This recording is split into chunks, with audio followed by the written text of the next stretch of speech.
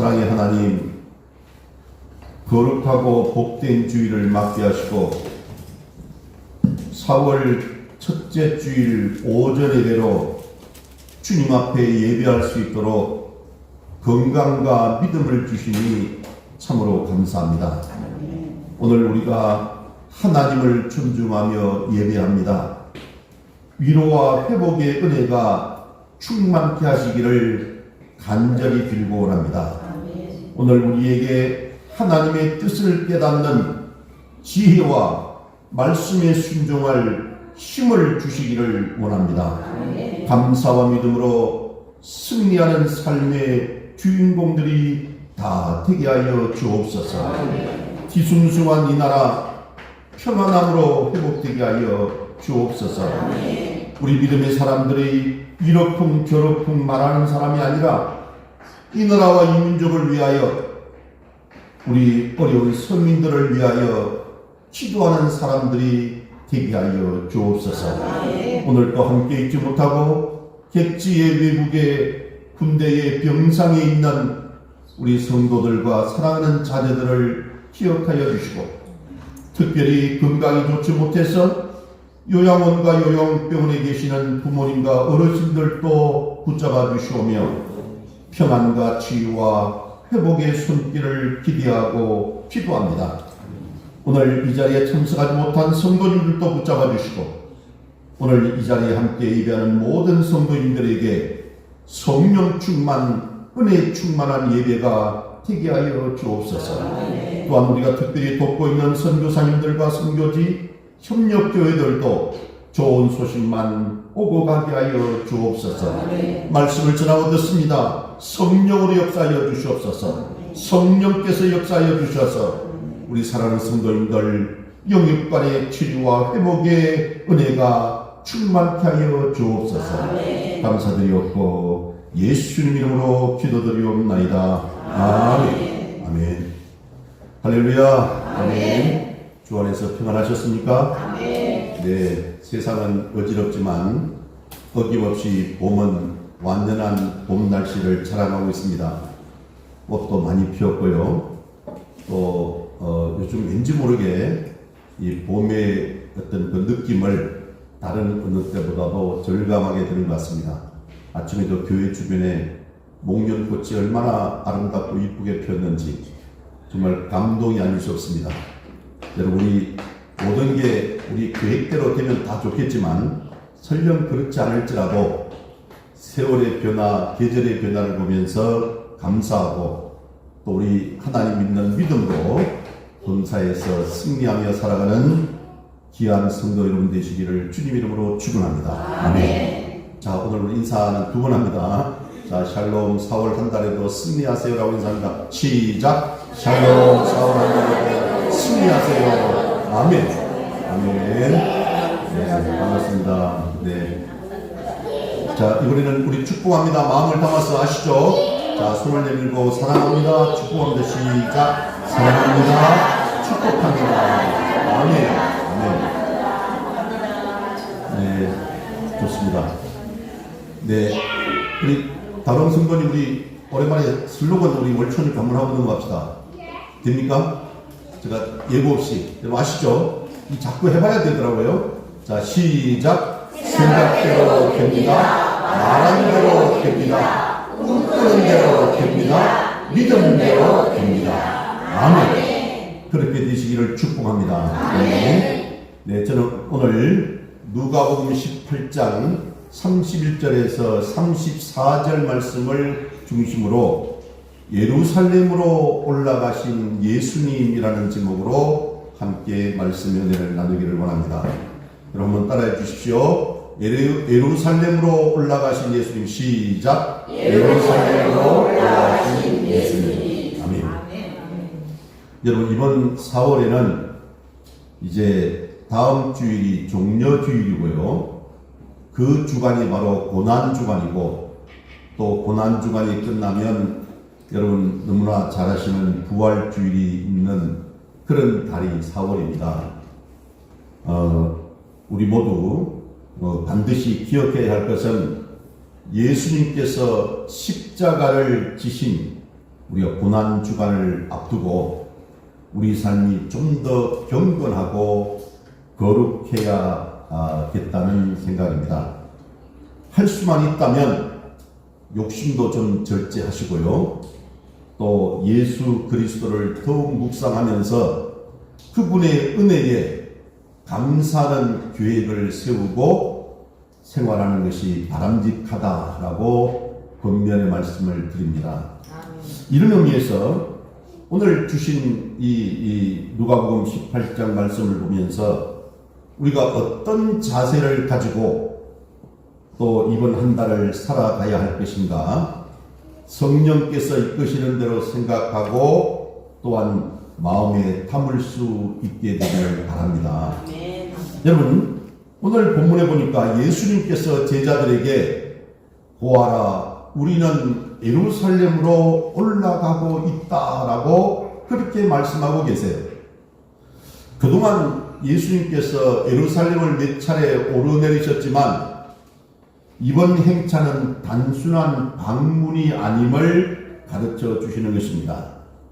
예루살렘에 올라가면 선지자들이 이미 구약에서 예언하고 기록한 대로 인자가 이방인들, 즉 로마인들에게 넘겨져서 희롱과 능욕과 침뱉음과 채찍질을 당한 다음에 결국은 십자가에 죽게 될 것이라고 기록되어 있습니다.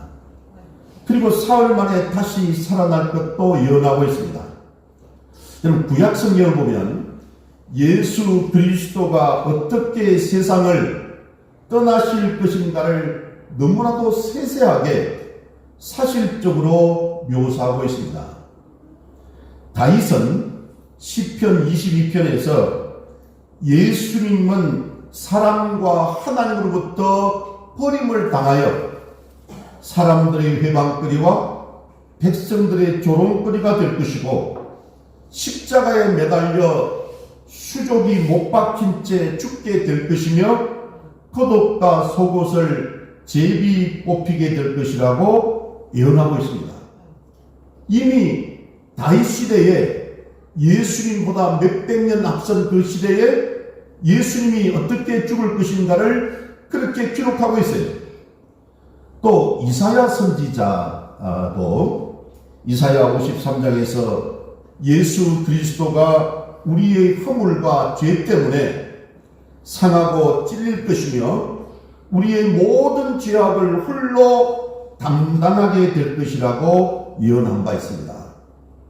그러므로 제자들에게 하신 이 말씀은 예수님께서 예루살렘에 올라가면 그 예언대로 십자가의 고난을 당하시고 죽게 된다는 말씀을 지금 하고 계시는 거예요. 그 사건은 피할 수 있는 그런 사건이나 또는 돌발적으로 일어날 사건이 아니라는 것입니다. 이미 수백 년 전부터 구약 성경에 기록한 대로 이미 선지자들이 예언했던 각본대로 일어날 사건이라는 것입니다. 곧 이것이 의미하는 바는 예수님이 하나님께서 정해놓으신 길을 따라 가고 계신다는 것이에요. 어쩌면 저와 여러분도 내 세상, 내 마음대로 살아간다고 생각할지 모르지만 사실 그게 잘 그렇게 되지 않잖아요. 하나님께서 세워놓으신 그 계획과 섭리와 각본대로 저와 여러분이 살아가고 있다는 것을 여러분이 인식하셔야 됩니다. 내 마음 내 뜻대로 살면 얼마나 좋겠어요? 근데 예수님께서 오늘 본문에서 내가 예루살렘에 올라가면 이렇게 죽게 될 것이라고 미리 말씀하는 데에는 이유가 있습니다. 당시 제자들은 손에 칼을 들고 이스라엘을 로마의 압제에서 구원해 줄 메시아에 대한 환상을 가지고 있었습니다. 유대 나라에 이사야 선지자가 예언했던 그 파라다이스를 세울 수 있는 그런 구세주, 그 메시아를 꿈꾸고 있었던 것입니다. 그래서 제자들이 볼 때 우리 예수님이야말로 정말 그렇게 하고도 남을 수 있는 충분한 능력을 가지고 있는 분이라는 것을 믿고 따라다녔습니다. 예수님께서 초자연적으로 역사하면 이스라엘을 해방시킬 것이라고 제자들은 믿었다는 것이죠. 그러므로 예수님이 예루살렘으로 간다고 하니까 제자들은 지금이야말로 그때가 왔구나. 나는 예루살렘 올라가서 예수님이 왕이 되시면 나는 그 밑에서 총리든 장관이든 하면서 부귀영화를 누리면서 잘 살 수 있을 것이다 라고 기대했는지도 모릅니다. 근데 주님은 엉뚱하게도 예루살렘에 가면 내가 이방인들에게 넘겨져서 능욕과 침뱉음과 곤욕을 당하고 채찍을 맞아서 죽게 될 것이라고 그런 엉뚱한 이야기를 지금 제자들 입장에서는 하고 계시는 거예요. 따라서 칼을 든 정말 훌륭한 그 왕, 그런 메시아를 꿈꾸던 제자들의 마음에 십자가를 등에 짊어지고 죽으시는 메시아라는 것, 힘없이 당하는 저 메시아라는 것은 도저히 받아들일 수 없는 그런 이야기였던 것이죠. 이렇듯 자기들이 듣고 싶었던 이야기가 아니었기 때문에 그 말씀이 제자들의 귀에 들어오지를 않았습니다. 우리도 마찬가지입니다. 내가 듣고 싶은 설교는 귀에 쏙쏙 들어오고 은혜를 받았다고 하지만 듣고 싶지 않는 설교나 말씀은 아무리 저가 큰 소리로 전해도 다 옆으로 새고 맙니다. 그러면서 은혜가 안 된다고 말씀하십니다. 여러분, 손에 든 정복자 메시아를 꿈꾸고 있는 사람에게 십자가에서 쉼없이 죽어가는 그 메시아에 대한 이야기가 제자들의 귀에 들릴 리가 있겠습니까? 그래서 오늘 본문 34절을 보면 이렇게 제자들이 말씀합니다. 자, 여러분, 우리 34절 같이 한번 읽어보고 옵니다. 자, 시작. 제자들이 이것을 하나도 깨닫지 못하였으니 그 말씀이 감추었으므로 그들이 그 이르신 바를 알지 못하였더라. 아멘. 그렇습니다. 제자들이 깨닫지도 못하고 알지도 못하였는데도 불구하고 예수님께서 제자들에게 이렇게 미리 말씀하신 이유는 하나님의 뜻이 무엇인지를 너희들도 알아야 된다라고 생각하셨기 때문입니다. 하나님의 뜻은 예수님이 십자가에 죽으심으로 세상을 구원하는 일이었어요. 십자가의 길 외에 세상을 구원하는 길이 없음을 예수님은 너무나 잘 아셨습니다. 그러므로 하나님께 절대 복종하기로 작정하고 각오를 하고 예수님이 지금 예루살렘으로 올라가고 계시는 거예요. 하나님께서 원하시는 대로 세상을 위해서 자기 생명을 내어놓기로 작정하고 예루살렘을 향해 지금 예수님은 발을 옮겨 놓는 것입니다. 요한복음 10장 18절 말씀에 보면 예수님은 세상을 구원하시기 위해 스스로 십자가에 자기 몸을 맡기셨다고 했어요. 우리 요한복음 10장 18절 읽어봅니다. 시작. 이를 내게서 빼앗는 자가 있는 것이 아니라 내가 스스로 버리려다. 나는 버릴 권세도 있고 다시 얻을 권세도 있으니 이 계명은 내 아버지에게서 받았노라 하십니다. 아멘. 예수님은 누군가 널 보고 세상을 구원해서 네가 좀 나가서 죽어라 그런 이야기를 하지를 않았다는 거예요. 예수님 스스로 그 세상을 구원하시기 위해서 십자가에 스스로 자기 몸을 던졌다는 거예요. 여러분, 그래서 예수님은 지금 예루살렘을 향해서 말없이 묵묵히 올라가고 계시는 것입니다. 마가복음에 보면 예루살렘을 향해 올라가시는 예수님과 제자들의 모습들이 침울하게 그려져 있습니다. 예수님은 묵묵히 죽음의 길을 가십니다. 그리고 제자들이 가고 그로부터 조금 떨어져서 무리들이 따라갑니다. 그런데 하나같이 그 길을 따라가면서 심히 두렵고 무서워했다라고 마가복음 10장 32절에 기록되어 있어요. 여기서 우리는 어둡고 가라앉은 분위기라는 것을 금방 알 수가 있잖아요. 그 앞에 무슨 일이 일어날지를 모르고 당하는 사람과 무슨 일이 일어날지를 알고 당하는 사람과는요, 천지 차이입니다. 근데 참 우리가 묘한 것 중에 하나가, 우리가 죽는 날을 안다면 차라리 좋을 것 같은데 사실은 별로 좋지 않을 것 같아요. 그죠? 근데 예수님은 오늘 보면은 예수님은 자기가 죽는다는 걸 알아요. 근데 예수님이 죽는다는 것을 생각도 않고 있는 제자들과 무리들, 여러분 누가 더 고통스럽겠습니까? 예수님이 고통스럽죠.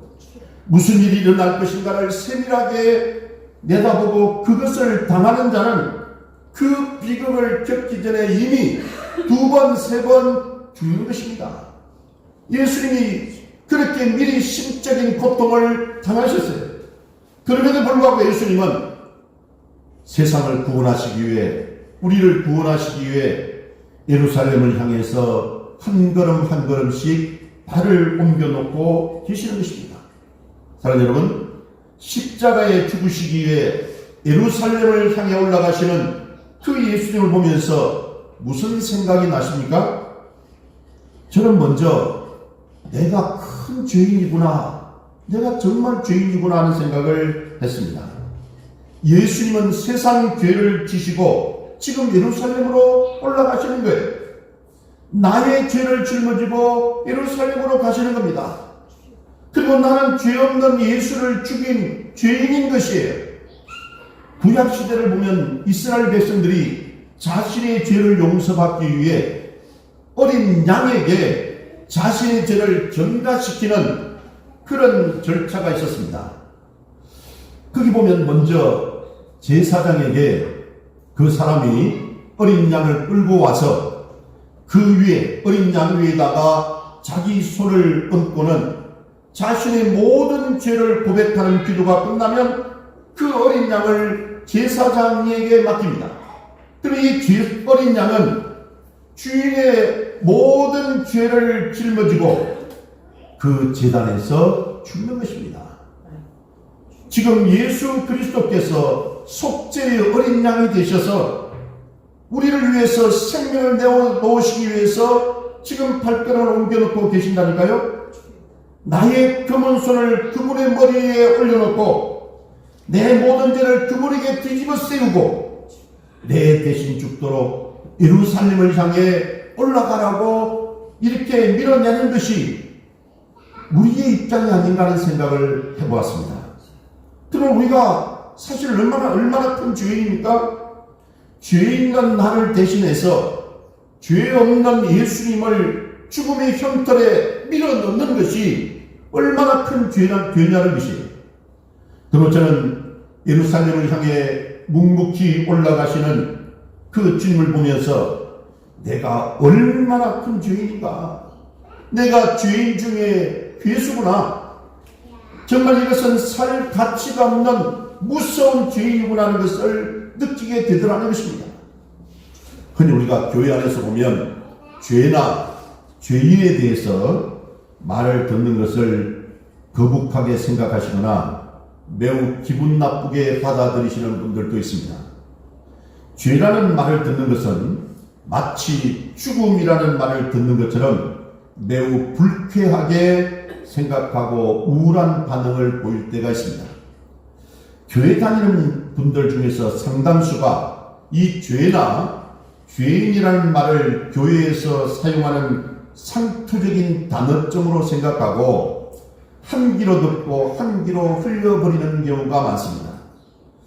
이 말은 정말 고귀하고 품위 있는 모임에서나 또는 기쁨의 축제인 예배에서는 되도록 죄나 죄인이라는 말을 언급하지 않는 것이 좋다라고 생각합니다. 왜냐하면 세상에서 받은 상처가 너무 많기 때문에 예배에 올 때는 하나님의 위로와 격려와 용기와 지혜를 기대하면서 예배를 드리는데, 아니 죄나 죄인이라는 어두운 말을 하는 것은 갑자기 기분이 나쁘다는 것이에요. 그렇게 생각하는 목사님들이나 그 교인들, 성도들이 굉장히 많습니다. 우리 영혼이 건강한 교회와 같이 복음주의 입장에 굳건히 서 있고 또한 훌륭한 성도님들이 많이 모이는 교회임에도 불구하고 이런 말을 새겨 듣지 못하는 분들이 있습니다. 그래서 내가 죄인이라는 사실을 평생 가슴 아프도록 느껴보지 못한 채 예배드리는 분들도 있다는 것이에요. 이런 분들은 죄나 죄인이라는 말을 가급적이면 듣지 않기를 원하고 자기가 죄인이라는 사실을 쉽게 인정하지도 못합니다. 뿐만 아니라 무슨 가책받을 만한 일을 했다 할지라도 그것을 자기 탓으로 돌리지 않고 할 수 있으면 다른 사람이나 다른 사람 탓이나 환경 탓으로 돌리려고 하는 경우가 많다는 것이에요. 뿐만 아니라 이런 사람들은 항상 자기가 다른 사람들에 비해서 바르고 선하다는 것을 가지고 있는 교만한 마음을 가지고 있다는 것입니다. 여러분, 우리의 기준은 세상입니까? 사람입니까? 아닙니다. 우리의 기준은 하나님이십니다. 따라서 하나님을 기준으로 삼아 내가 선한지 악한지를 판단해야 되는 것이. 근데 우리는 자기 주변에 있는 사람들과 비교하는 데서 우월감을 가지는 태도는 출발부터 잘못된 것이라는 것이. 하나님은 의로우십니다. 하나님은 거룩하십니다. 하나님은 거룩하고 의로우신 자기 기준에 맞춰 그렇게 우리도 그만큼 의롭고 선하기를 하나님은 원하시는 겁니다. 근데 우리가 하나님의 기준에 맞추어 인정받을 만한 그런 선이라고는 과연 있을까요? 저는 감이 하나도 없다고 생각합니다. 똑같은 사람들끼리 비교하기 때문에 내가 죄인이라는 사실을 깊이 인식하지 못할 뿐이라는 것이. 우리는 예수 믿지 않는 다른 사람과 비교하는 것이 아니라 하나님의 기준이 되어서 하나님과 비교해야 되는 것입니다. 하나님과의 기준으로 볼 때 우리는 나는 형편없는 죄인입니다. 죄 없으신 예수를 십자가에 밀어놓고 눈 하나 깜짝하지 않을 만큼 우리는 악한 죄인들이라는 것이, 우리가 이 사실을 깊이 인식할 필요가 있습니다. 이 자리에 계시는 많은 성도님들 가운데 근본적인 변화를 경험해야 될 분들이 있으리라고 생각을 합니다. 근본적인 변화는 철저한 죄인의식을 가지고 회개하는 데부터 시작하는 것이에요.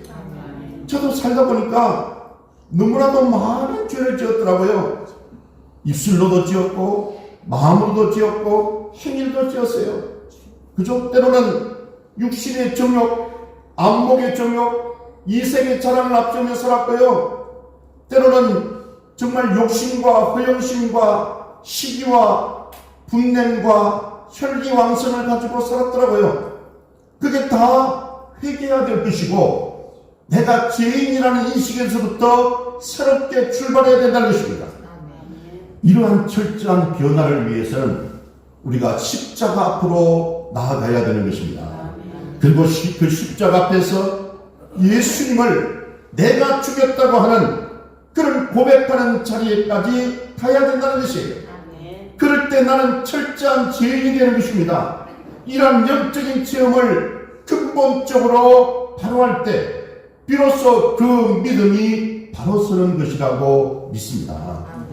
근데 우리 많은 성도님들을 보면 이러한 철저한 변화, 근본적인 변화를 체험하지 못한 채 교회를 다니시는 분들도 많습니다. 오늘 이 시간 성령께서 우리의 마음을 터치해 주시고 감동해 주시기를 바랍니다. 예루살렘을 향해 발걸음을 옮기시는 예수님을 보십시오.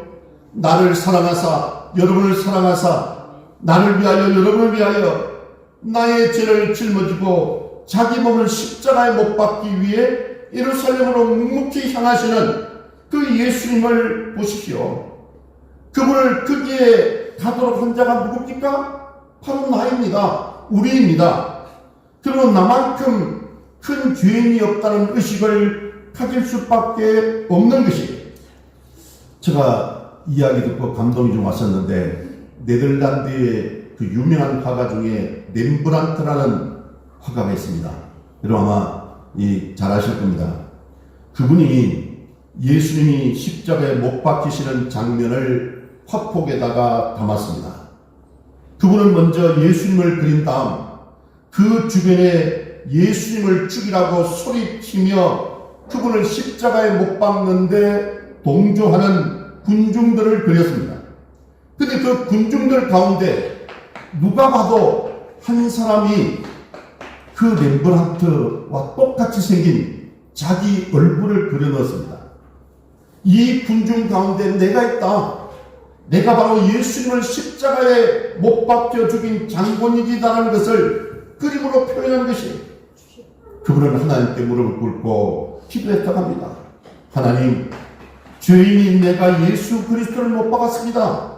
내가 예수를 못 박는 이 무리들과 한패가 되었습니다.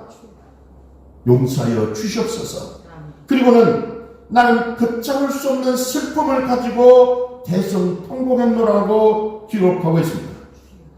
여러분, 우리에게도 이와 같은 근본적인 변화가 일어나야 됩니다. 내가 예수를 오래 믿었던 늦게 믿었던 상관이 없습니다. 내가 얼마나 큰 죄인인지 한두 번쯤은 실존적으로 인식하고, 그것 때문에 때로는 가슴 아파하고, 그것 때문에 눈물 흘리며, 그것 때문에 십자가를 부둥켜 안는 근본적인 변화가 일어나야 되는 것이에요. 이런 변화를 전혀 모른 채 신앙생활을 한다는 것은 십자가를 좀 심하게 말씀드리면 무능하는 것이나 예수를 믿지 않는 사람일지 모릅니다. 성령께서 이 시간 우리 모두의 마음을 터치하여 주시기를 원합니다. 아멘. 그래서 내가 얼마나 큰 죄인인가, 예수를 십자가에 못 박도록 밀어넣은 죄인이 아닌가, 죄인 중에 괴수가 바로 나다라는 그런 회개하는 마음, 그런 자기 변화로 깊이 인식하는 마음이 있을 때 우리가 은혜 받을 수 있는 것입니다. 네. 예루살렘으로 묵묵히 발걸음 옮기시는 예수를 보면서 또 무엇을 느끼셨습니까? 저는 하나님의 말로 다할 수 없는 은혜를 느꼈습니다. 너무나 크고 풍성하신 하나님의 은혜, 내 입으로는 표현할 수 없는 그 은혜를 느낀다는 것이에요. 여러분, 예수님이 십자가에 죽으시면서 하신 일이 있습니다. 내 죄를 예수님께서 짊어진 대신 예수님의 의를 나에게 주신 것이에요. 그러므로 죄 없는 예수님은 죄인이 되고, 죄 있는 나는, 죄 있는 여러분은 의인이 되었다는 것입니다. 예수님이 십자가를 통해서 신분이 이렇게 완전히 바뀌어버렸어요. 그리고 예수님의 의를 들고 서 있는 우리를 하나님께서는 하나님의 자녀로, 하나님의 백성으로, 천국 시민으로 삼아주신 것이에요. 예수님의 의만 가지고 있으면 하나님께서 우리를 의롭다고 인정하시는 거예요. 베드로전서 3장 18절에도 이런 말씀이 나옵니다. 우리 한번 읽어보고 옵니다. 베드로전서 3장 18절 시작. 그리스도께서 단번에 죄를 위하여 죽으사 의인으로서 불의한 자를 대신하셨으니 이는 우리를 하나님 앞으로 인도하려 하시니라. 육체로는 죽임을 당하시고 영으로는 살리심을 받으셨으니. 아멘. 그렇습니다. 저와 여러분, 우리가 사실은 불의한 자임에도 불구하고 예수님께서는 저와 여러분을 의인으로 만들어 주셨습니다. 그 이유는 우리를 하나님 앞으로 인도하시기 위해서라는 것이에요. 하나님께서는 의로우신 분이시기 때문에 그의 마음에 흡족한 그런 의가 있는 자만을 받아들이세요. 따라서 우리 개인적인 의나 선으로는, 우리가 쌓은 덕으로는 하나님 나라에 갈 수가 없는 것입니다. 오직 십자가에 죽으신 예수님에게서 그 의를 얻을 수가 있을 때 우리는 천국으로 갈 수 있다는 것이에요. 그래서 예수님의 의만 가지면 하나님께서는 만족하시고 우리를 받으신다는 거예요. 이게 천국 시민권이라는 겁니다. 그런데 예수님께서 우리에게 값없이 그 의를 우리에게 공짜로 주셨어요. 이 얼마나 큰 은혜입니까? 자신이 흘린 피로 우리에게 의를 주시고 우리를 의인으로 만드신 예수 그리스도, 이 은혜 앞에 감동하지 않고 감사하지 못하는 사람이 있다면 그 사람은 문제가 있다는 거예요. 이 은혜 앞에 가슴 속에서 우러나는 뜨거운 사랑을 바치지 못한다면 그 사람은 평생 거듭난 자, 중생 받은 자의 믿음이 아니라는 것입니다. 이 은혜를 아십니까? 의가 없는데도, 내가 한 것이 없는데도 나를 의인 만드신 은혜를 여러분 아십니까? 하나님 앞에 당당하게 나갈 수 있는 이 축복을 주신 은혜를 얼마나 느끼십니까? 성령께서 우리 마음을 터치하셔서 식어버린 이 은혜의 마음을 다시 한번 뜨겁게 해주시기를 원합니다. 아멘. 잊어버렸던 이 은혜를 다시 회상할 수 있게 되기를 원합니다. 아멘. 예수님이 나 대신 십자가에 죽으시고 나를 의인으로 만드셨기 때문에 주님이 주신 그 의를 가지고 하나님 나라에 가면 하나님께서 우리를 편안하게 안식하게 하실 뿐만 아니라 영생의 복을 허락해 주시는 줄로 믿으시기 바랍니다. 그래서 예수 믿기 때문에 나는 내일 죽어도 두렵지 않다는 거예요. 영원한 생명을 누릴 수 있는 천국 시민권자가 되기 때문에 두렵지 않다는 거예요. 그리고 이 세상에서요, 이판 사판 싸우는 좀 심한 말로 옛날에는 깡패라고 요즘 조폭이라고 그러대요. 그 사람들을 피하는 이유가 뭡니까? 이놈들은 칼 가지고 죽기 살기로 덤비니까. 근데 여러분, 그 죽기 살기로 덤비는 그놈들보다도 예수 믿고 나는 지금 이 순간 죽어도 내일 죽어도 원이 없다라고 말하는 그 강한 배짱, 그 믿음이 세상을 이길 수 있는 것입니다. 여러분이 걱정하고 근심하고 염려하는 모든 삶의 문제들도 그 믿음 안에 있다면 우리는 얼마든지 내려놓을 수 있고 믿음으로 승리할 수 있음을 믿으시기 바랍니다. 그렇습니다.